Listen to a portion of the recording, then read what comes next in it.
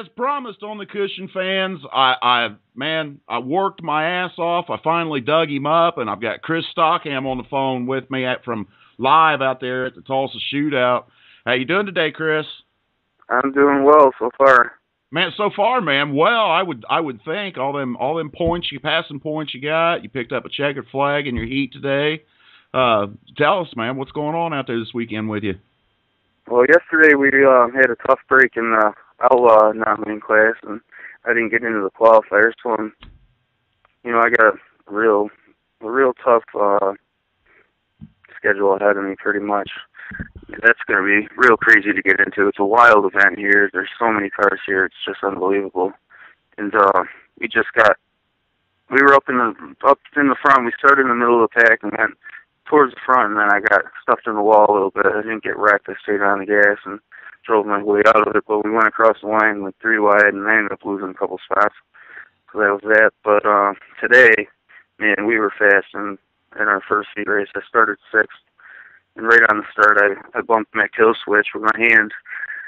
So I brought the caution out. Obviously, the car died. I thought I blew the motor up. I was worried for a minute, and I looked down and saw that the ignition switch was off, so that was a sign of relief. And we started back up, went back to the back, and came back to win it. Last lap, coming off 4. Man. So, it's pretty exciting. It's a real exciting racing here. And we've been watching on the XN pay-per-view all weekend, last night and today, and there is some really good racing, really good tight racing going on there. But man, when you won that heat race this morning, the XN chat board right there just lit up. Things like Cuse Pride and all this. How's that make you feel, man, that all these friends and fans are watching you, man? That really makes me feel great. I mean, I'm over 1,200 miles away from home.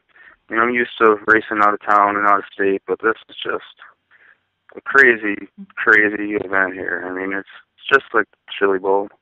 I mean, it's from what I hear, people say that there's better racing here. I don't know. I haven't been to the Chili Bowl. I haven't raced there. Maybe sometime in the future I'll pick up a ride there and we'll get to do that. But from what I hear, I mean, I know we run faster lap times than the midgets at the Chili Bowl, but it's your guys' corner speeds are just something else in these mini sprints. It's really amazing the corner speeds you guys carry. But you mentioned that you're 1,200 miles from home. There's a lot of friends and family paying attention to what you got going on. But most importantly, who's writing the checks to get you out there this week? Oh, mostly it's just my dad and I. He supports me and follows me 100%, and we just got to get it done. We're not like.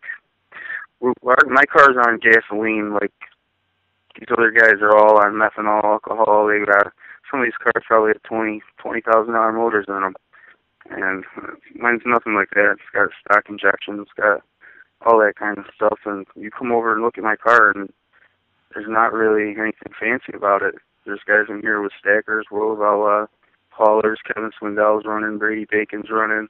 There's a lot of other big names, huge names. I mean, just about everybody who runs microsprints in Indiana is here, Oklahoma, Missouri.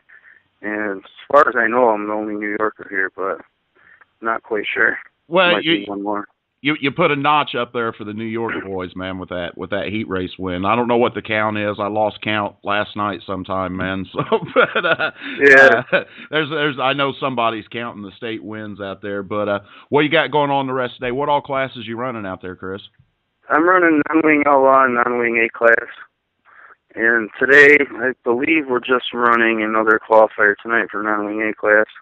And then that'll determine where I start in the main if I get it. And if I can come up with another win, then I'm sure I'm locked in for the A class in the main. But we'll see what happens. And I don't want to get too optimistic yet. That's the goal, isn't it? That's the goal of that 1,200-mile trip, to get into that A main. Oh, yeah.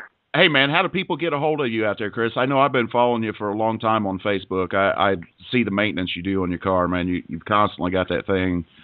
Both of them, or three, however many of them you got, man. It seems like you've got 15 million cars. But well, I'm running. I only have one car out here. I'm running the same car in both classes. Oh, wow. And yeah. Now that leads us into some new questions. What's that bring up setup-wise when you take that wing off of it? What kind of changes? I don't run with a wing. It's just I just run non-wing only. Okay, that's okay. I got confused. I thought you was running the wing.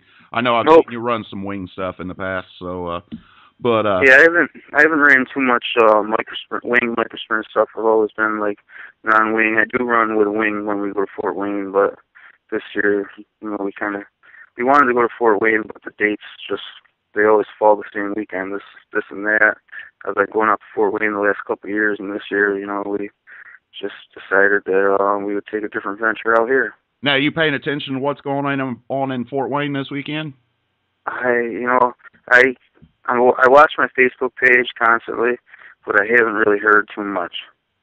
I honestly haven't heard much about what's going on up there. We're hoping to hear from Nick Landon sometime today and check out what's going on up in Fort Wayne. But we talked to Christopher Bell earlier today from out there in Tulsa, so he says the track's good, staying consistent. You have the same thoughts and feelings about that? Yeah, the track. This is really the most unpredictable place I've ever been when it comes to the drivers, what they do on the racetrack and the track. Because they don't care down here. I was walking through the pits and I actually heard somebody say that the guys down here, like, racing in this event, it's like everyone's a kamikaze pilot. It's either you're gonna win. A lot of these guys have like the train of thought. From what I've seen while watching other races and on the racetrack with myself, a lot of them, it's like they're either going to wad it up or they want to go to the front. That's there's no in between with it, is there? There's a lot of wreckers or checkers. I can't speak for everybody, and I'm definitely not speaking to myself when I say that. Because after my heat race win today, the guy that I passed for the win, his father actually came over to me and thanked me for racing him clean. And that's probably one of the only times I've heard that all weekend. I know from following your Facebook page, you've been in some rough situations, that's for sure, in the past. Big events. I've definitely been in rough situations, and we've had tough indoor luck at Atlantic City and Providence and Fort Wayne. Yeah. And maybe our luck will change here. You never know. Well, we'll have to see. Hey, Chris. We'll let you get off here and get ready to race tonight. Thanks for calling in, man. We really appreciate it. And you've got the number, buddy. Call us tomorrow and let us know how your day goes, and we'll be more than happy to talk to you again tomorrow. All right. Sounds great. Thanks for having me call. All right. Thanks a lot, Chris. Appreciate it, man. Right. Good luck. All right. Bye-bye.